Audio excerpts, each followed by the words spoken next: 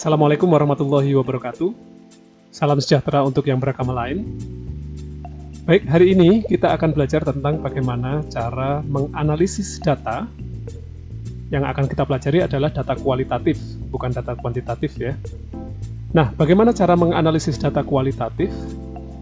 Data kualitatif itu biasanya berupa rekaman atau kutipan hasil wawancara, di mana isinya adalah berupa narasi atau uraian yang disampaikan langsung oleh narasumber atau informan kita melalui wawancara ya, yaitu instrumen yang paling sering dipergunakan dalam penelitian kualitatif.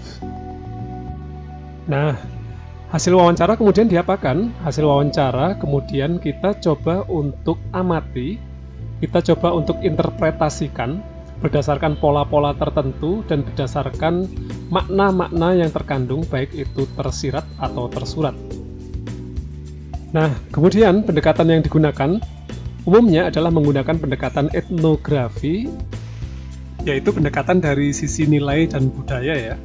Kemudian juga bisa melakukan analisis dengan analisis narasi atau analisis wacana, analisis tekstual, analisis visual berupa gambar-gambar, dan semua hal yang itu memiliki arti dan juga nilai-nilai filosofis tersendiri. Nah, untuk memudahkan kita langsung saja masuk ke jenis-jenis analisisnya ya. Oke, yang pertama ini adalah analisis data narasi. Data ini biasanya kita peroleh langsung dari narasumber atau informan melalui interview atau wawancara. Nah, data berupa narasi ini kemudian kita lakukan interpretasi atau pemaknaan. Caranya seperti apa? Yang paling mudah adalah dengan membuat sebuah kesimpulan atau sebuah benang merah yang bisa diambil dari keseluruhan jawaban dari narasumber atau informan. Nah, ketika kesimpulan sudah dibuat, selanjutnya kita akan melakukan cross-check ya. Jadi kita melakukan cross-check apakah kesimpulan yang kita buat sudah sesuai dengan makna yang memang ingin disampaikan oleh narasumber. Berarti cross-checknya kemana? Kita cross-check ke narasumber atau informan kita. Proses ini biasa disebut dengan validasi internal dari hasil penelitian yang sudah kita peroleh. Oke, selanjutnya yang kedua adalah analisis data tekstual. Nah, data tekstual itu apa? Data tekstual umumnya berupa sebuah catatan harian atau catatan yang memang sengaja ditulis untuk kepentingan tertentu. Bisa juga data tekstual adalah berupa surat atau memo yang memang dibuat oleh seseorang untuk melakukan pemaknaan terhadap sebuah fenomena penelitian. Nah, jadi data kualitatif tidak hanya hasil interview, tapi kita juga bisa melakukan pemaknaan dari data sekunder berupa catatan, memo, dan juga surat menyurat yang kita temukan di lapangan. Nah, masih ada lagi data kualitatif, yaitu berupa data visual.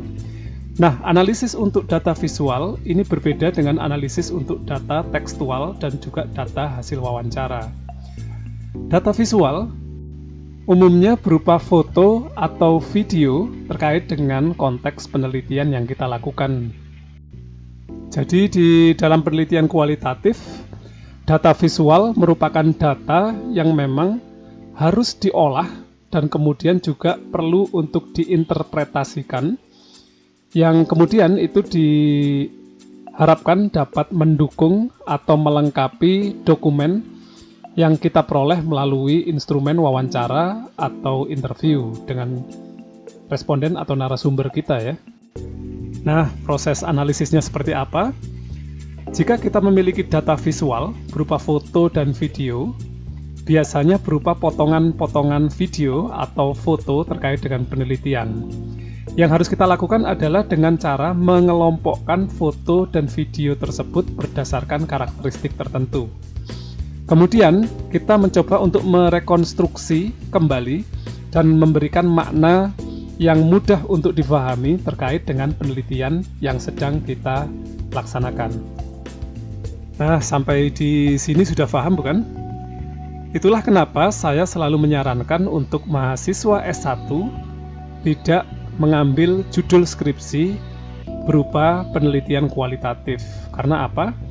Karena penelitian kualitatif itu prosesnya sangat panjang, rumit, dan juga akan memakan waktu yang cukup lama, sehingga kalau itu dijadikan judul skripsi, maka bisa dipastikan bahwa skripsi tersebut tidak bisa selesai dalam waktu yang relatif singkat.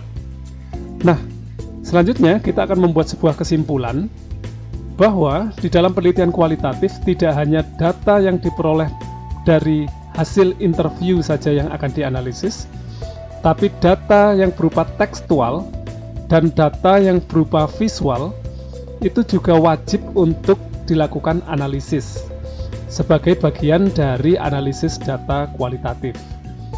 Jadi ketika kita membuat sebuah hasil, hasilnya akan komprehensif atau mencakup keseluruhan dari hasil penelitian.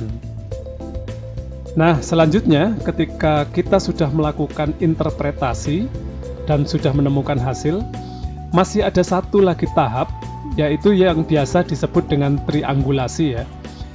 Yaitu kita perlu melakukan verifikasi makna melalui cross-check pada narasumber dan juga melalui pendapat dari para ahli terkait dengan penelitian yang sedang kita teliti. Oke, demikian tadi penjelasan singkat mengenai analisis data kualitatif. Semoga bermanfaat. Wassalamualaikum warahmatullahi wabarakatuh.